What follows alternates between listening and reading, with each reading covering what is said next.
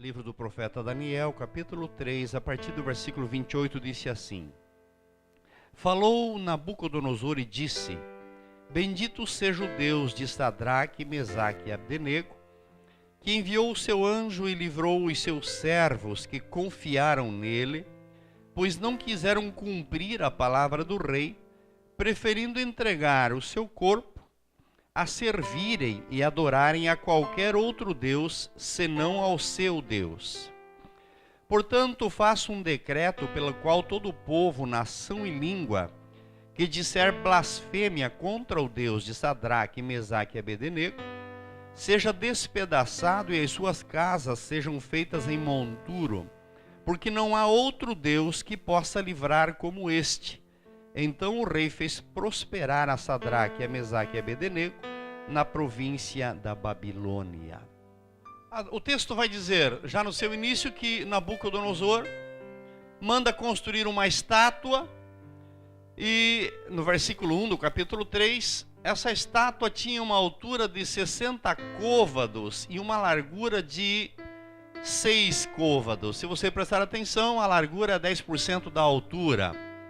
Ou seja, 60 côvados faz referência a uma altura de quase 8 andares, ou quase 27 metros, por uma largura de quase 2,70 metros, ou seja, mais de 2,5 metros de largura. Uma estátua que pretendia atrair pelo tamanho, chamar a atenção pela imponência. E é uma figura justamente que coube dentro do que foi dito aqui pelos nossos jovens, uma figura das coisas que o mundo apresenta e que enche os olhos pela imponência, pelo atrativo da aparência, mas que é uma imagem ilusória com a intenção de negar ao Deus verdadeiro.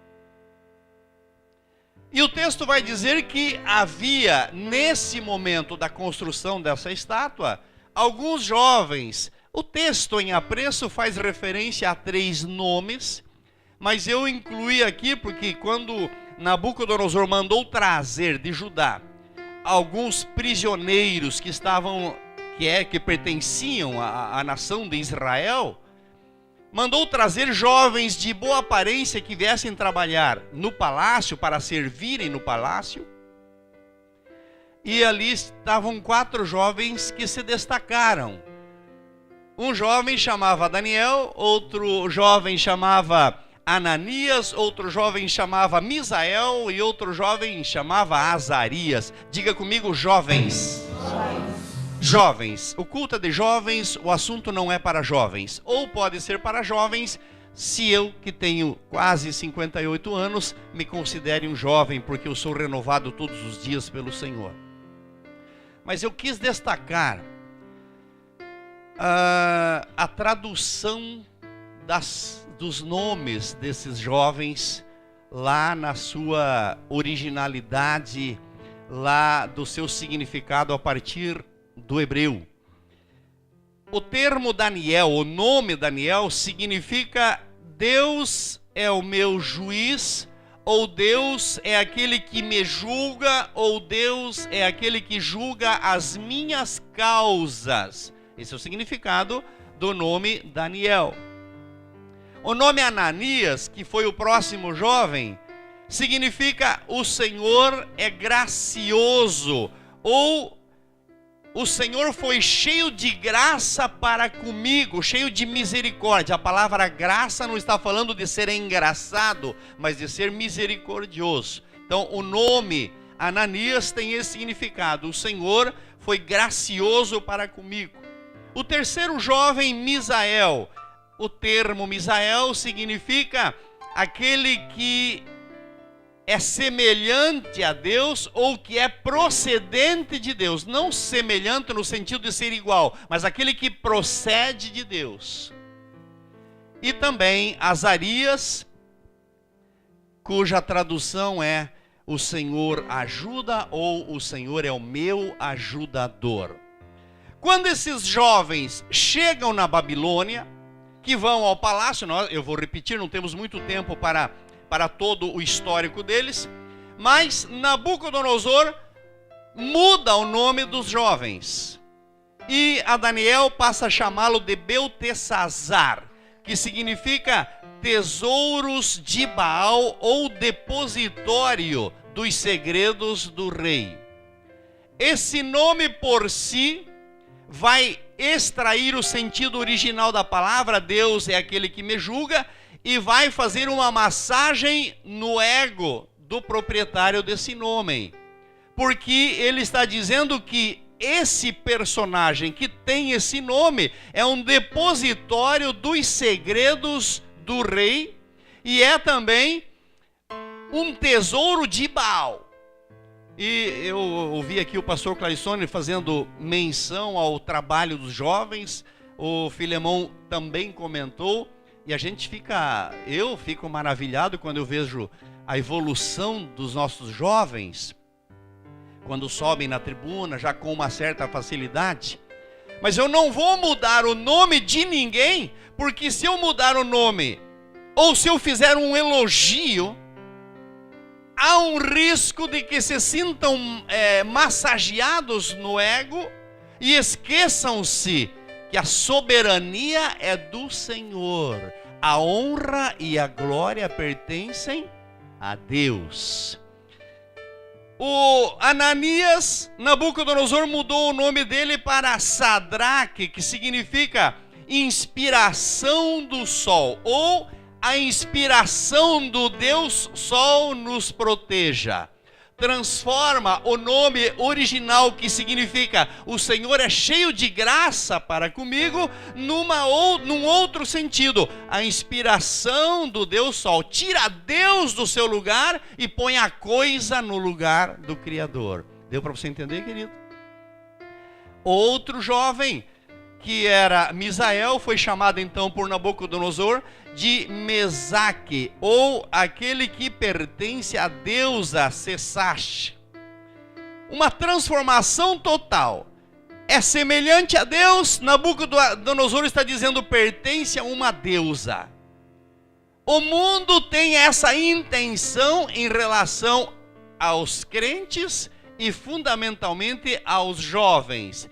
E o outro jovem, Azarias, cuja tradução era o Senhor ajuda, agora é chamado de Abednego, que significa, na Babilônia, servo de Nego. Nego era um deus babilônio, um deus dos babilônios. Alguns diriam que era também um astro, Júpiter ou Vênus, enfim, seria uma divindade ali representada.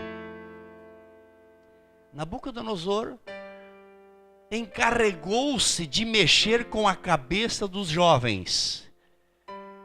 Mas a mudança do nome desses jovens não interferiu no seu caráter espiritual.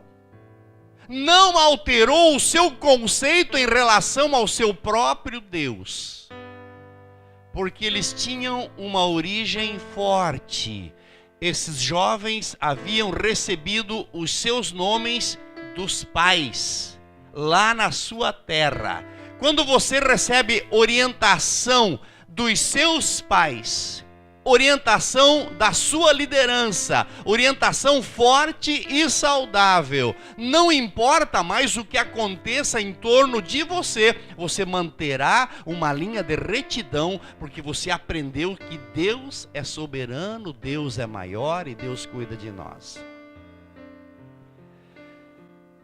Algumas vezes os senhores me vêm comentando aqui da dificuldade que algumas pessoas têm para serem crentes nos dias de hoje e querem comparar a sua situação com a minha.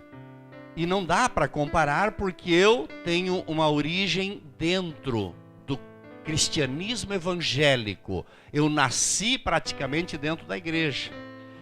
E eu fui formado intelectualmente nesse âmbito espiritual a partir dos ensinamentos que os meus pais me deram. Eu me transformei em um menino e depois em um jovem, em um adolescente, instruído nos caminhos do Senhor a partir dos ensinamentos dos meus pais, o meu pai sendo um pastor e a minha mãe sendo uma serva de Deus, que não precisava dizer muito. Desde criança eu nunca vi a minha mãe imitando nada do mundo. Desde que eu era menininho, até que eu me casei, eu nunca vi a minha mãe copiando nenhum tipo de formas mundanas. Mas ela nos chamava, além do seu modelo, assim, além dos seus exemplos, ela nos chamava a um momento de oração com os filhos. O papai estava nas suas viagens, nos seus trabalhos, e a mamãe reunia os filhos, desde pequenininho, para orar juntos e para aprender salmos e para aprender textos. E desde então, desde tenra idade, todas aquelas mensagens nos passadas a partir da mamãe ficaram incutidas, gravadas na mente.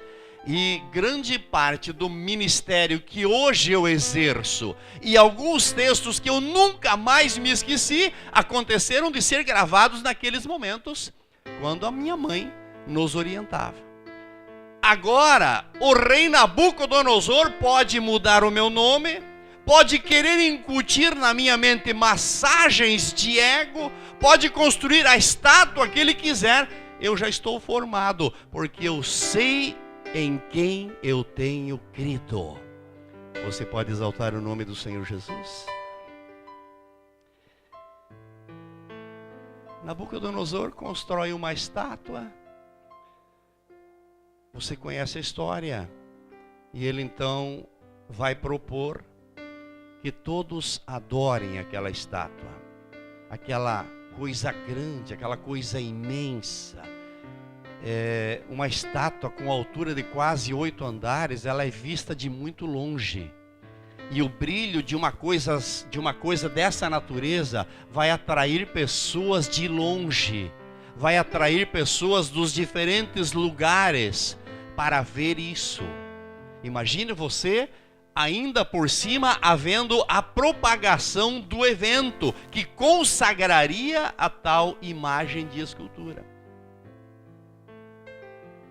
E todos recebem a ordem: quando os instrumentos tocarem, todos, desde o maior até o menor, desde o rico até o pobre, desde o negro até o branco, todos estiverem reunidos nesse lugar para a consagração da estátua, devem prostrar quando tocarem os instrumentos. Algumas regras que o mundo dita têm essa pretensão de fazer com que as pessoas se prostrem diante das esculturas do inferno, diante das coisas que o mundo oferece. A pretensão é tão intensa que algumas pessoas acham que é impossível resistir tamanha força de atração daquilo. E eu ouvi o Eduardo dizer como é difícil ser jovem. E se eu não estiver equivocado, o pastor Claristone reiterar e dizer: era mais fácil quando nós éramos jovens. E eu pergunto para você, o que diria esses 3 jovens? Já tirei o Daniel fora agora. O que diriam os 3 meninos, Azarias, Misael e Azarias, se eles estivessem no culto de hoje? Será que esses 3 jovens diriam ao Mateus, ao Eduardo, à Ana Rita, à Chaulinha, enfim, aos jovens que estão aqui: queridos, para vocês é mais difícil do que para nós? Será que eles diriam isso? Será que eles usariam esse argumento?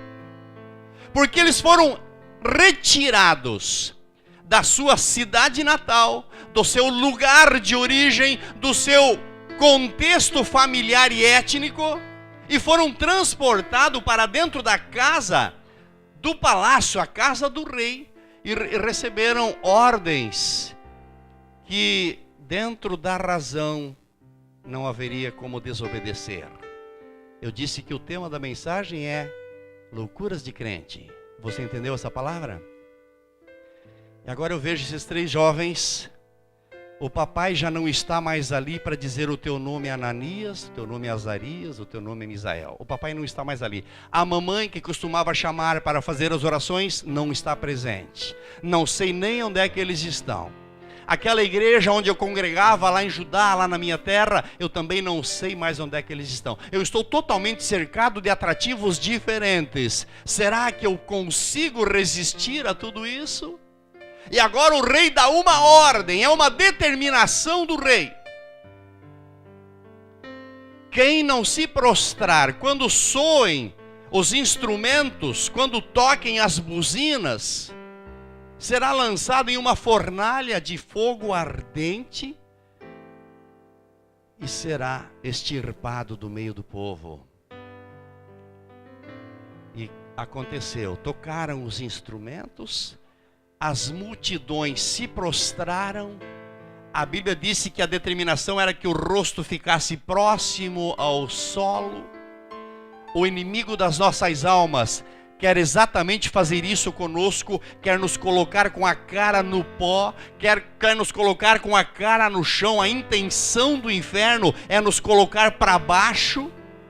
É uma atitude de prostração e de humilhação diante das ofertas do maligno. Mas toda essa multidão não interferiu na decisão de 3 jovens. Diga comigo, jovens. Você está entendendo, querido? Não interferiu. Tudo que os outros estavam fazendo não interferiu. E não é o que eu estou vendo atualmente. O que eu vejo hoje é diferente disso. Tudo que o mundo faz, os jovens da igreja querem fazer também. Porque está sendo esquecido ou jogado fora o conceito que coloca Deus na condição de soberano, o que Ele é. E de que põe o Espírito, diga comigo, Espírito Santo. Sabe por que Ele é chamado de Espírito Santo? Porque Ele é santo. Mas o Espírito Santo não está tendo mais lugar no meio do culto. Tocaram os instrumentos, a multidão prostrou. Aparece adorador de estátua de todos os lados. Goste ou não goste, creia ou não creia, todos se prostraram. 3 jovens ficaram de pé. Alguém vai a Nabucodonosor e diz: escuta, rei, você não deu uma ordem que todos deveriam prostrar-se? E quem não se prostrasse seria lançado na fornalha de fogo ardente? Sim, é um decreto. Então tem 3 crentes ali que não se prostraram. O mundo olha para você e sabe se você prostrou ou não.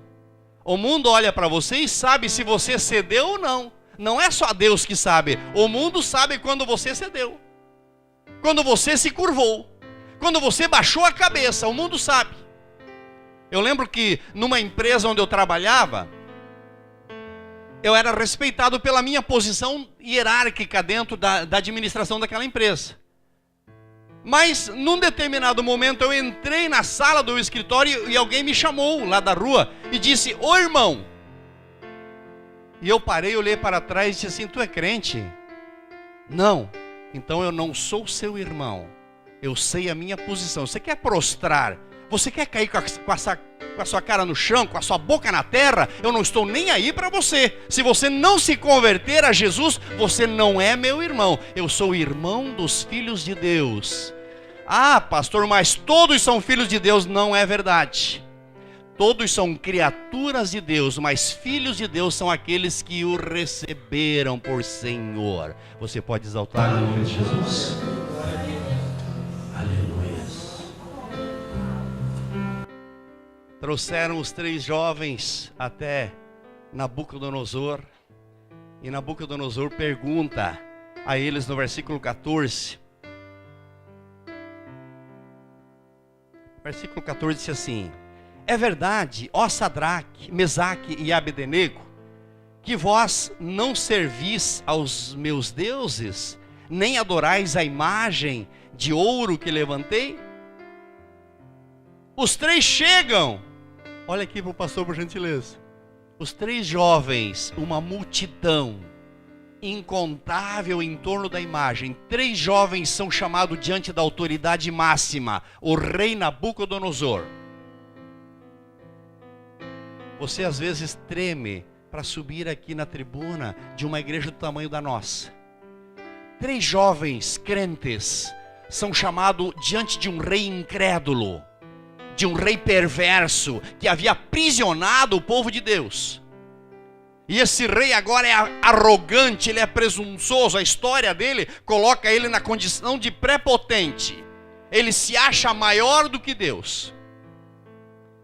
Porque ele era politeísta, ele também se colocava na condição de um Deus entre os deuses.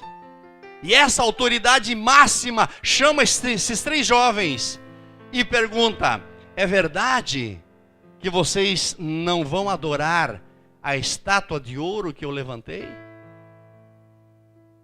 Você treme para dar um testemunho, e quando o mundo pergunta para você: é verdade que você é crente? É verdade que você não pode beber? É verdade que você não pode fumar? É verdade que a tua roupa tem que ser diferente da nossa? É verdade que você não pode ir a um baile? Qual é a sua resposta? Porque esse evangelho que está sendo anunciado nesses dias é um evangelhozinho barato, que diz que Jesus quer só o teu coração, e não importa por onde você ande, o que você esteja fazendo. Mas nos dias desses 3 jovens havia uma proposta: está aí diante de vocês uma estátua, eu quero que vocês a adorem, porque se vocês não adorarem, vocês vão para a fornalha de fogo ardente. Versículo 15 vai dizer assim: agora pois, estáis dispostos, e quando ouvirdes o som da trombeta e dos instrumentos, sereis, ou vos prostrareis e adorarei a imagem que fiz. Porém, se não adorardes, sereis no mesmo instante lançado nas fornalhas de fogo ardente. E eu quero ver, disse Nabucodonosor, quem é o Deus que pode livrar vocês. Você está entendendo a palavra do Senhor, amado? O diabo olha para nós, faz propostas malignas e quer assustar os filhos de Deus com esse tipo de mensagem. Eu quero ver quem é o Deus. Eu disse que Nabucodonosor se colocava na posição de Deus por conta da sua teoria de que ele seria um Deus. Quero ver quem é o Deus que livra vocês da minha mão. O mundo faz essas propostas. Se você vem trabalhar na minha empresa, você não pode vir com essa cara de crente. Se você vai trabalhar no meu escritório, você não pode vir com essa roupa de crente. O mundo faz essas propostas, sim ou não? Faz exigência, sim ou não? E você cai nas do Nabucodonosor, sim ou não? Você está entendendo, querido?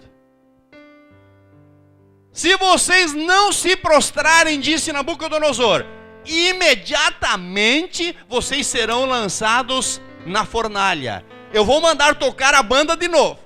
Se vocês prostrarem, então salvo. Se vocês não prostrarem, os 3 jovens responderam como crentes loucos. O pescoço está na beira do fio do facão, da espada. A vida está quase a extinguir-se.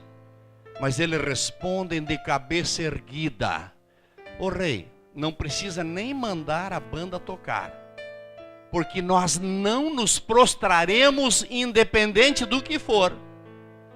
Nós servimos a um Deus que tem poder para nos livrar da tua mão. Mas se Ele não nos livrar, nem assim nós nos prostraremos.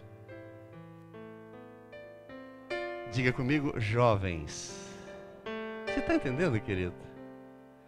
A igreja desse século e a igreja...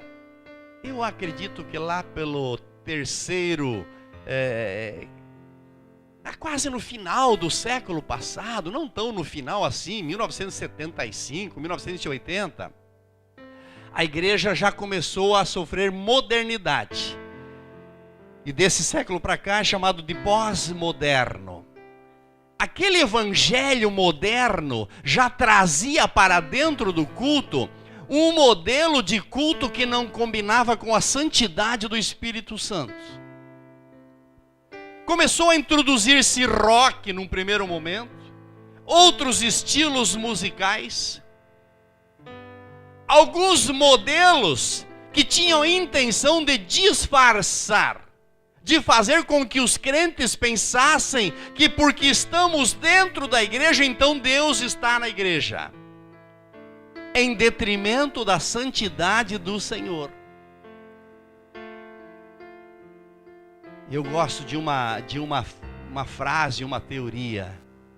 Alguém disse por ali que Deus quer algo de nós. Deus quer algo de você? Deus quer algo de você? Deus quer algo da senhora? Deus não quer algo de ninguém. Ou você é dele, ou algo ele não quer. Ele quer você por inteiro.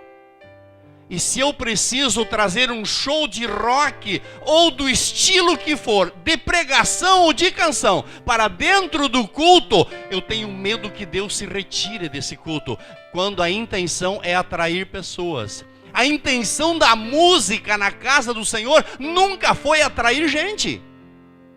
O intento da criação musical dentro do culto nunca foi atrair nem jovem, nem velho, nem ninguém. É possível que pessoas venham sim ao culto porque ouviram uma canção, porque viram uma imagem de um hino bonito e quiseram assistir. Que bom que alguém fez isso, mas essa não é a intenção da música. Sabe qual é a intenção da música?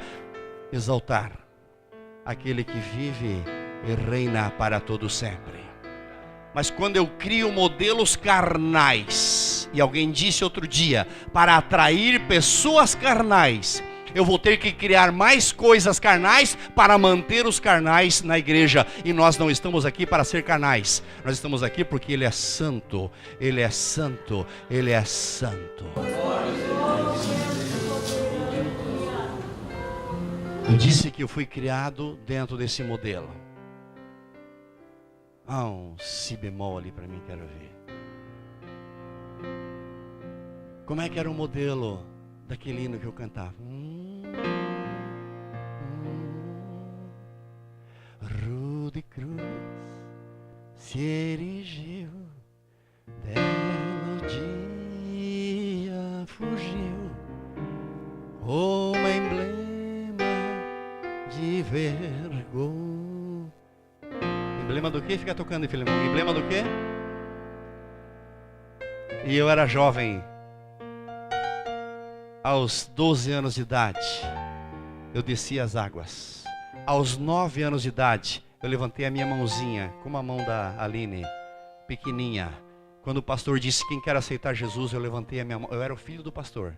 Levantei a minha mãozinha e fui aqui na frente, dobrei meu joelho. Não precisou colocar nenhum estilo de música moderno. Não precisou inventar nenhuma uma mensagem mirabolante. Apenas essa mensagem. Rude cruz se erigiu, dela o dia fugiu, como emblema de vergonha e dor. Olhe para a cruz. Mas eu olho para a cruz, porque nela Jesus, não foi a música, foi Ele, deu a vida por mim, pecador. Eu preciso reconhecer que eu sou um pecador miserável e entender que é o sacrifício dele que vai me lavar, que vai me limpar e que vai me perdoar. E depois ele vai dizer: sou eu que perdoo, sou eu que não me lembro, sou eu que jogo fora toda a tua imoralidade. Levarei eu também minha cruz. Cante com força.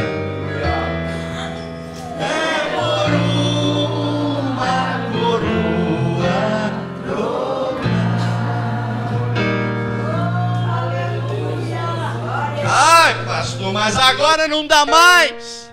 Se o senhor não liberar os modelos que estão por aí, a igreja vai esvaziar.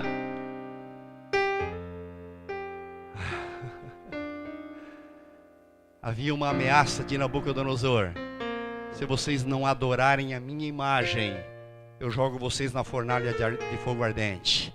Mas tem uma promessa de Deus: quem não adorar a imagem de escultura, eu tenho uma casa preparada para ele. Aleluias, aleluias. Foi citado aqui João 14 hoje.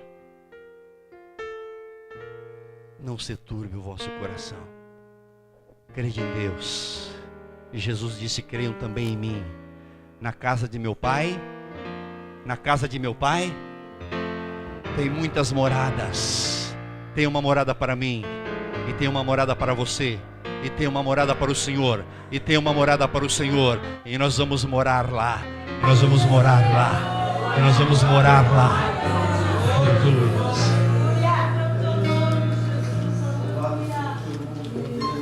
Fica sabendo, rei, não precisa a banda tocar não. Não precisa inventar mais nada. O meu Deus tem poder para me livrar. Mas se Ele não me livrar... Eu ouvi uma entrevista hoje que eu fiquei horrorizado. Um certo ministro religioso que efetua os milagres que não existem, e ficou comprovado que os milagres são fajutos, que não existem. O que foi anunciado na televisão foi provado que não era verdade. Uma senhora com câncer foi anunciado curada no culto e alguns dias depois morreu. E uma série de coisas dessa natureza. Mas a casa do homem é riquíssima. A ostentação, dono de avião particular. E o repórter disse para esse homem: o senhor não se preocupa que o pai do menino, o menino que estava com câncer no cérebro, fez uma doação muito grande para o senhor, crendo que o menino ia ser curado, e o menino não foi curado. O senhor não se preocupa que eles são gente pobre e que acreditaram na promessa que o senhor fez, que se eles dessem tanto de oferta, a criança ficaria curada? Só para a manutenção da sua ostentação, o senhor não tem vergonha de, enquanto aquela gente está morando naquela situação difícil, aquelas pessoas estão passando situações complicadas, o senhor tem toda essa ostentação, inclusive o avião? Sabe qual foi a resposta daquele homem? Ele disse assim: não precisa ser assim, porque se eu não tiver todo esse conforto, eu vou morrer muito cedo, eu vou me desgastar antes, e eu preciso viver muito tempo para continuar evangelizando as pessoas. Eu fiquei com dó de Jesus. Eu fiquei com dó de Jesus. Alguém disse: mestre, nós vamos te seguir. Ele disse assim: quer vir? Pode vir, mas o filho do homem não tem onde reclinar a cabeça. Algumas pessoas estão angariando recursos à base da exploração da ignorância das pessoas. E eu estou tremendo diante do meu Deus. Eu moro numa casa simples, eu ando num carro simples, mas tem uma casa ali, ó, logo ali, uma mansão logo ali, aonde o dono da mansão disse: eu já preparei o espaço para você. Aleluias, aleluias. Mandeguemai antehai. Aleluias. Não precisa tocar a banda não. Eu não me prostro diante da tua estátua, ó rei. E o texto disse assim, que eles foram amarrados. Leia o versículo 21 comigo. Então esses homens foram atados, fala em voz alta, com seus mantos, suas túnicas, seus chapéus e suas outras roupas. Olha aqui para mim.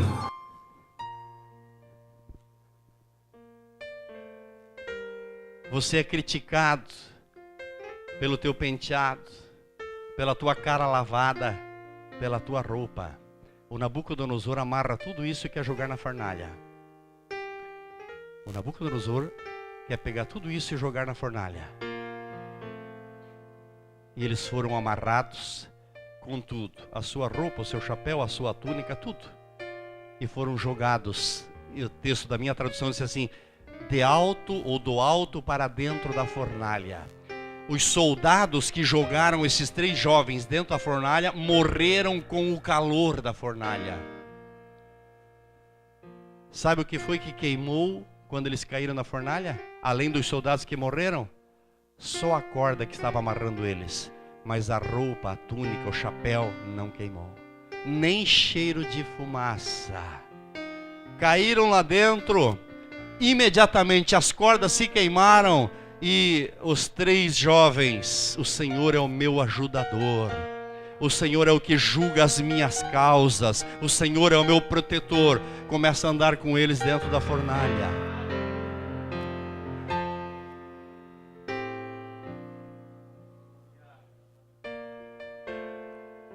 Você está com medo do Nabucodonosor, querido?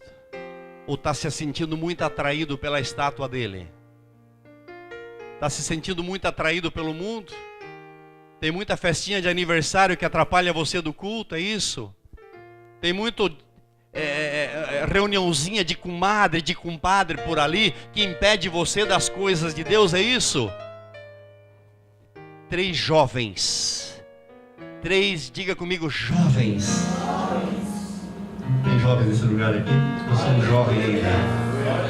3 jovens disseram para Nabucodonosor: pode jogar, Deus tem poder para me salvar. Mas se ele não me salvar? E eu gosto de entender aqui o seguinte, irmãos. Nabucodonosor olhou lá dentro e esperava sentir cheiro de churrasco de crente louco, sentir os corpos dos crentes loucos queimando. Crente louco, irmão, fala para Nabucodonosor: quer me jogar, me joga. Quer atirar, atira. Quer bater, bate. Mas eu não vou me prostrar diante disso aqui. Nabucodonosor olhou e faz um comentário com o pessoal dele. Escuta, a gente não jogou 3 lá? Porque o Daniel não tinha vindo naquele dia. Ele não estava ali nesse momento. Não tinha 3 lá? A gente não jogou. Foi 3 que nós jogamos. E como é que eu estou vendo 4 e o quarto deles é semelhante ao filho de quem? Filho de quem?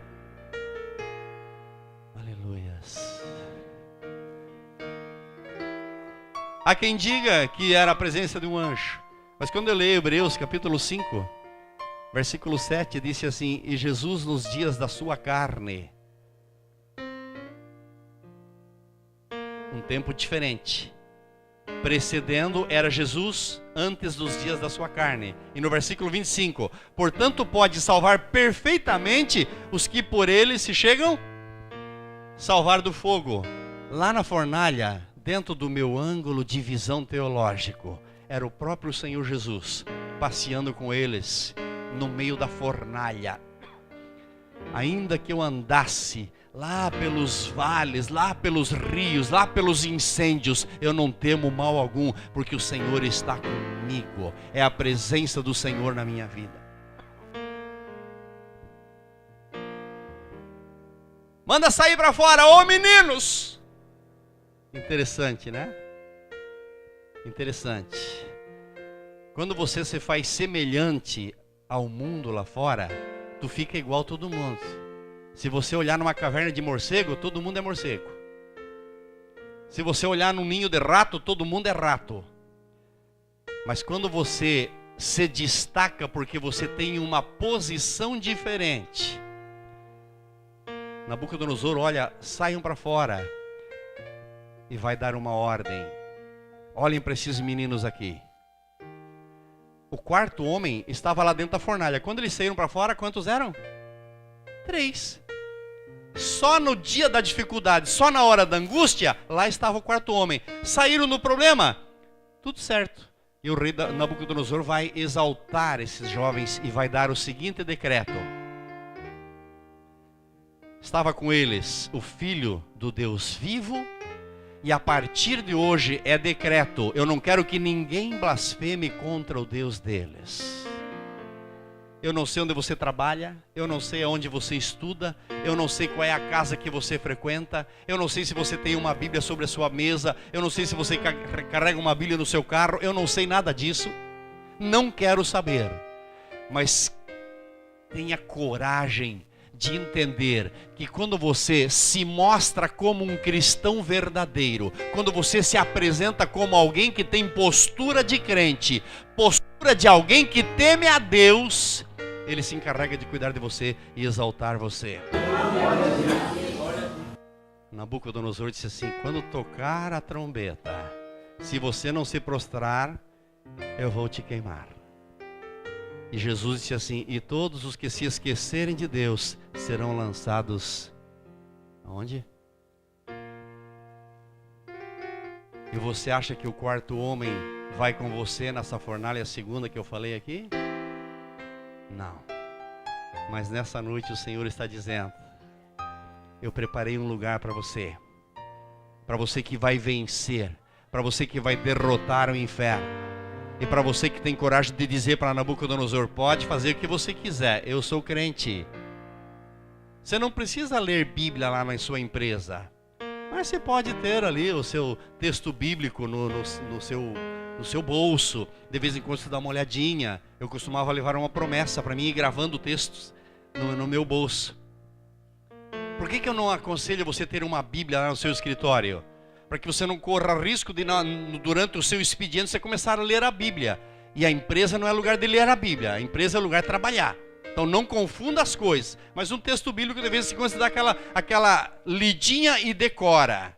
Como é que você decora o texto? Aquele texto do salmista no Salmo 91, no verso número 7. 1000 cairão ao teu lado, 10.000 à tua direita, mas tu não serás atingido. Onde é que está escrito? Salmo 91, verso 7. Mas onde é que está escrito o contexto? Salmo 91, verso 1. Aquele que habita aquele que habita no esconderijo do Altíssimo, a sombra do Onipotente descansará. Eu conheço a palavra de Deus, está gravado no meu coração, mas eu gravei ela lendo a palavra do Senhor, não tendo vergonha de ser crente.